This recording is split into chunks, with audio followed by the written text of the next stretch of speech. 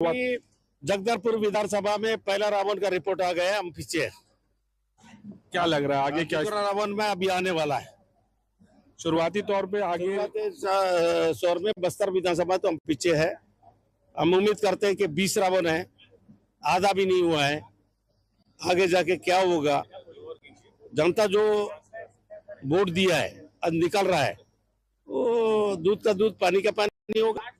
देश में भी कहीं ना कहीं स्थिति बन रही है कि कांग्रेस थोड़ी सी पिछड़ती हुई नजर आ रही है, भाजपा आगे है, एनडीए आगे है। क्या लग रहा है आपको?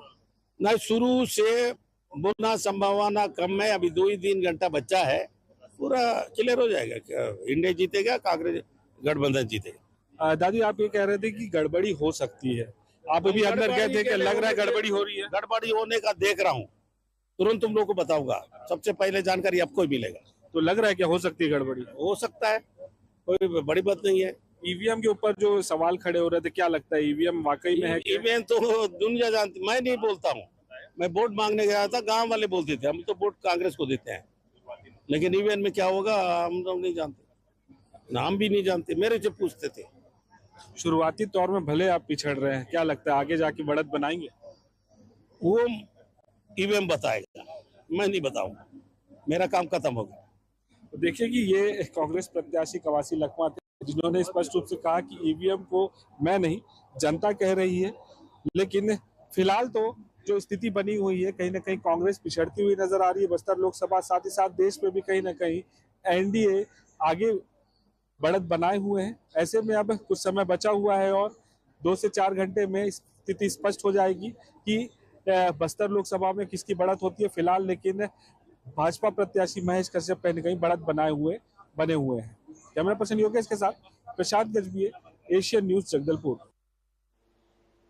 चलिए, तो वोटों की गिनती की प्रक्रिया निरंतर जारी है, आंकड़े आ रहे हैं, रुझान आ रहे हैं। हालांकि ये नतीजे नहीं है, क्योंकि कई राउंड में यहाँ पर अभी वोटों की गिनती की प्रक्रिया यहाँ पर होनी है और तमाम जब राउंड पूरे हो जाएंगे, कंप्लीट हो जाएंगे, तभी ये तय हो पाएगा कि आखिर किसकी सरकार यहाँ पर बन रही है, किसके पक्ष में ये चुनाव के जो परिणाम है वो गए हैं। लेकिन उससे पहले जो रुझान आ रहे हैं, वही रुझान, वही आंकड़े हम लगातार अपने अलग अलग ग्राउंड जीरो की रिपोर्ट देने के लिए जो सहयोगी मौजूद है उनके से दे रहे हैं। वॉर रूम में हमारे साथ में अलग अलग राज्यों से जानकारी देने के लिए जो सहयोगी बैठे हुए हैं, उनके माध्यम से हम जानकारी दे रहे हैं और साथ ही में हमारे साथ में तमाम मेहमान भी जुड़े हुए हैं, उनसे भी हम चर्चा कर रहे हैं, विश्लेषण कर रहे हैं, समीक्षा की जा रही है अलग अलग राज्यों को लेकर, क्षेत्रों को लेकर, सरकार को लेकर। और इस तरह से अब हम रुख करते हैं मध्य प्रदेश संपादक की ओर। सुनील श्रीवास्तव जी हमारे साथ में जुड़े हुए हैं। सुनील जी, आपसे समझना चाहेंगे, चूंकि आप मध्य प्रदेश से ताल्लुकात रखते हैं, तो मध्य प्रदेश की राजनीतिक समीक्षा समझ लेते हैं। इस बार मध्य प्रदेश में भी अभी जो प्रत्याशी चयन को लेकर अगर बात की गई है, तो चाहे बीजेपी की बात करें या कांग्रेस की बात करें,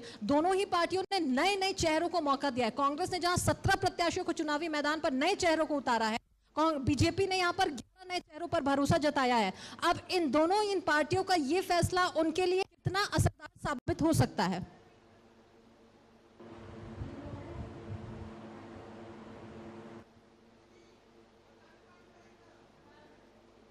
सुनील जी, आवाज मिल पा रही है आपको हमारी? लगता है संपर्क उनसे नहीं हो पा रहा है। लखन जी, आपके पास में आना चाहूंगी।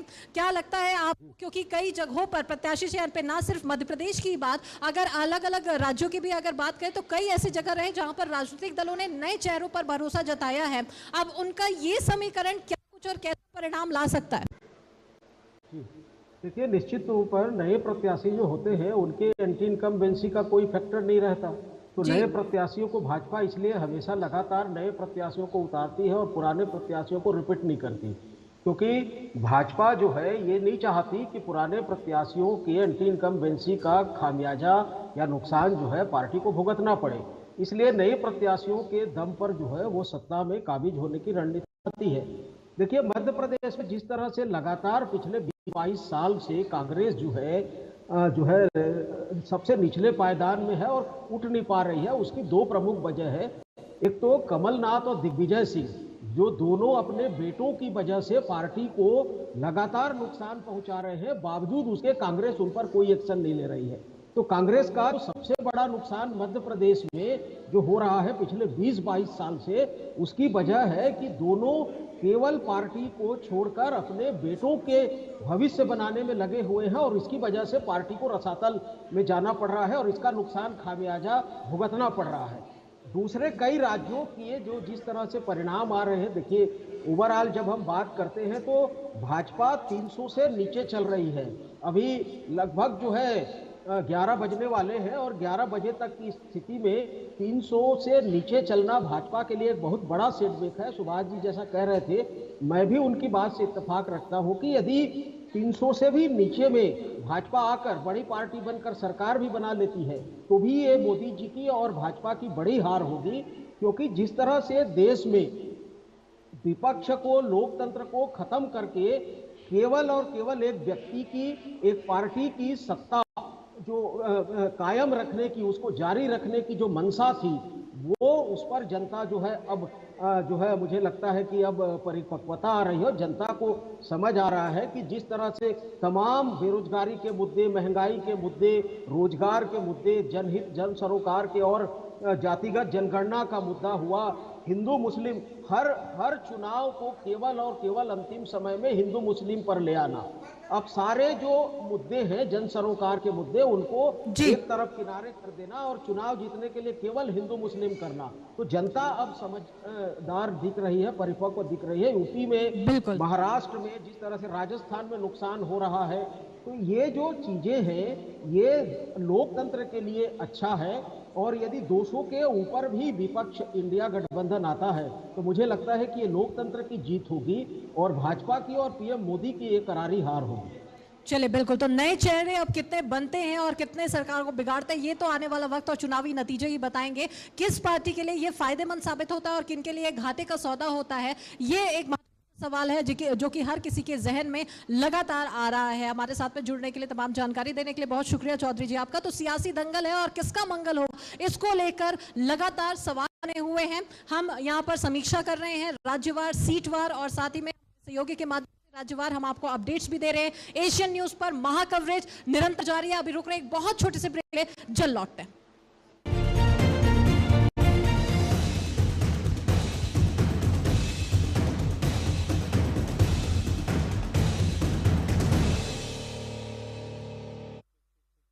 आज क्या होगा खास?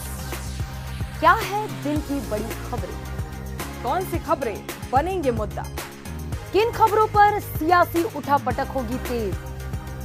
दिन भर चर्चा में रहने वाली खबरों से रहेंगे अपडेट। देखिए मॉर्निंग न्यूज सिर्फ एशियन न्यूज पर।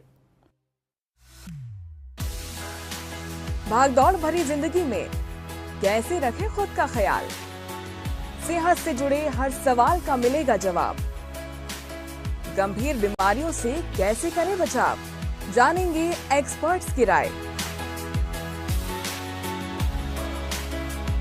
देखिए हेल्थ इज वेल्थ दोपहर 2:30 बजे सिर्फ एशियन न्यूज पर।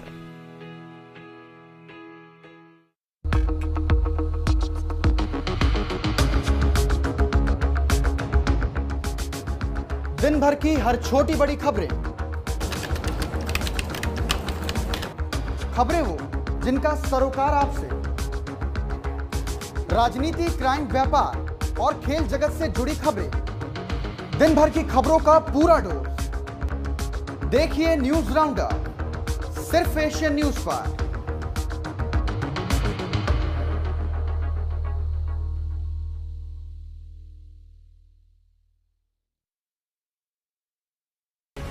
सरपट दौड़ती इस जिंदगी में हर खबर से रखेंगे आपको अपडेट। कम समय में आप तक पहुंचाएंगे हर बड़ी खबर।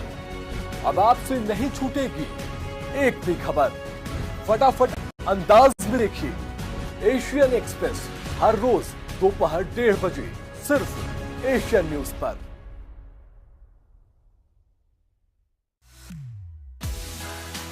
भागदौड़ भरी जिंदगी में कैसे रखें खुद का ख्याल? सेहत से जुड़े हर सवाल का मिलेगा जवाब। गंभीर बीमारियों से कैसे करें बचाव? जानेंगे एक्सपर्ट्स की राय। देखिए हेल्थ इज वेल्थ दोपहर 2:30 बजे सिर्फ एशियन न्यूज पर।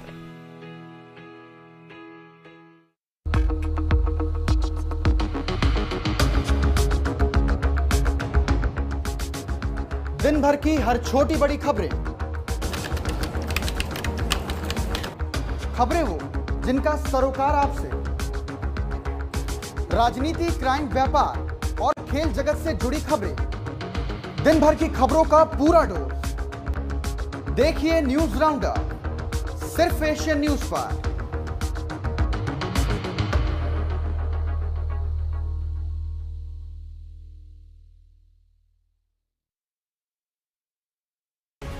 सरपट दौड़ती इस जिंदगी में हर खबर से रखेंगे आपको अपडेट। कम समय में आप तक पहुंचाएंगे हर बड़ी खबर। अब आपसे नहीं छूटेगी एक भी खबर। फटाफट अंदाज में देखिए एशियन एक्सप्रेस हर रोज दोपहर 1:30 बजे सिर्फ एशियन न्यूज पर।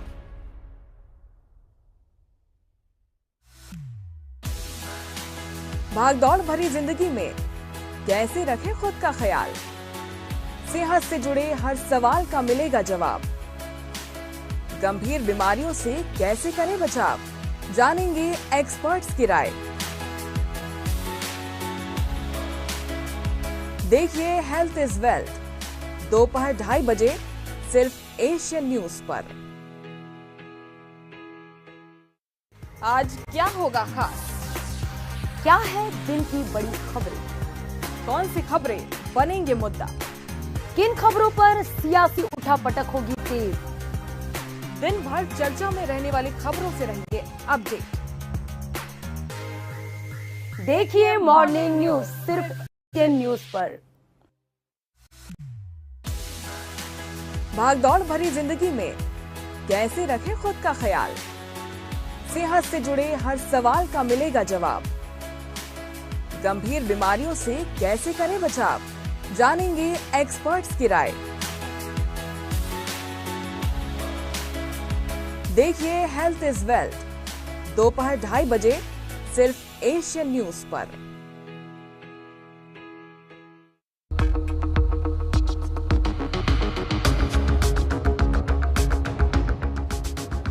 दिन भर की हर छोटी बड़ी खबरें वो जिनका सरोकार आपसे, राजनीति, क्राइम, व्यापार और खेल जगत से जुड़ी खबरें, दिन भर की खबरों का पूरा डोज। देखिए न्यूज राउंडअप सिर्फ एशियन न्यूज पर।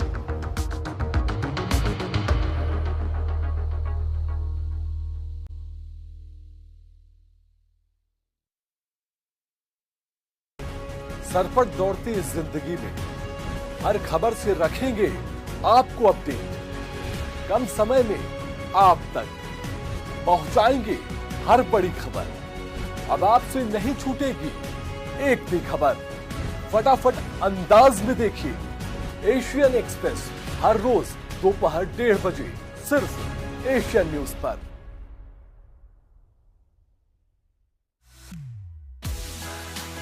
भागदौड़ भरी जिंदगी में कैसे रखें खुद का ख्याल, सेहत से जुड़े हर सवाल का मिलेगा जवाब। गंभीर बीमारियों से कैसे करें बचाव, जानेंगे एक्सपर्ट्स की राय। देखिए हेल्थ इज वेल्थ दोपहर 2:30 बजे सिर्फ एशियन न्यूज पर।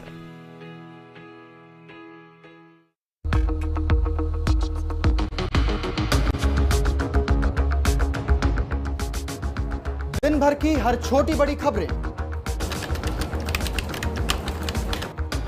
वो जिनका सरोकार आपसे, राजनीति, क्राइम, व्यापार और खेल जगत से जुड़ी खबरें, दिन भर की खबरों का पूरा डोज।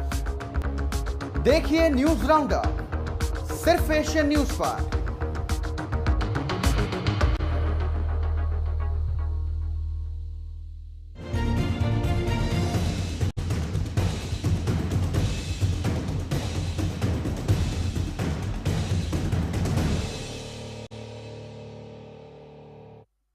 ब्रेक के बाद बहुत स्वागत है आपका। दंगल 2024 देख रहे हैं आप और दंगल 2024 पर एशियन न्यूज का महा कवरेज लगातार जारी है। पल पल के अपडेट्स लगातार हम अब तक पहुंचा रहे हैं, सटीक जानकारी